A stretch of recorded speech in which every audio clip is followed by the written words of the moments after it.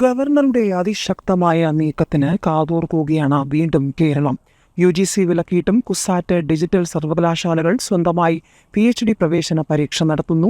പിൻവാതിലൂടെ പ്രവേശനത്തിനുള്ള വഴി വീണ്ടും തുറക്കാനുള്ള നീക്കം തടയണമെന്നാവശ്യപ്പെട്ടുകൊണ്ട് ഗവർണർക്ക് നിവേദനം നൽകിയിരിക്കുകയാണ്.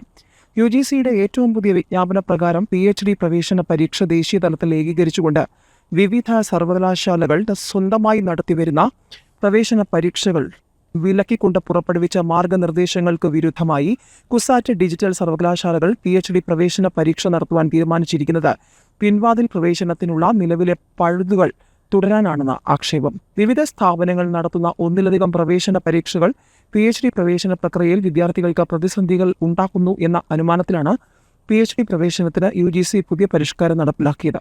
ഗവേഷണ സ്ഥാപനങ്ങൾ ഇനി മുതൽ പ്രത്യേക പ്രവേശന പരീക്ഷ നടത്തരുതെന്നും UGC നടത്തുന്ന ദേശീയതല പരീക്ഷയുടെ സ്കോർ അനുസരിച്ചായിരിക്കണം ഗവേഷകർക്ക് PhD പ്രവേശനം നൽകേണ്ടതെന്നും UGC VC-മാർക്ക് നൽകിയ മാർഗനിർദ്ദേശത്തിൽ പറയുന്നു.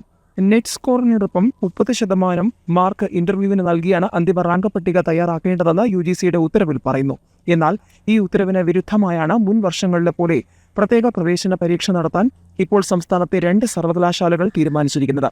MG സർവകലാശാല PhD പ്രവേശന പരീക്ഷ നടത്തുന്നതിനുള്ള വിജ്ഞാപനം ഇറക്കിയെങ്കിലും UGC നിർദ്ദേശത്തെ തുടർന്ന് പിൻവലിച്ചിരിക്കുകയാണ്. JNU നടത്തുന്ന PhD പ്രവേശന പരീക്ഷയും ഈ വർഷം മുതൽ നിർത്തലാക്കി.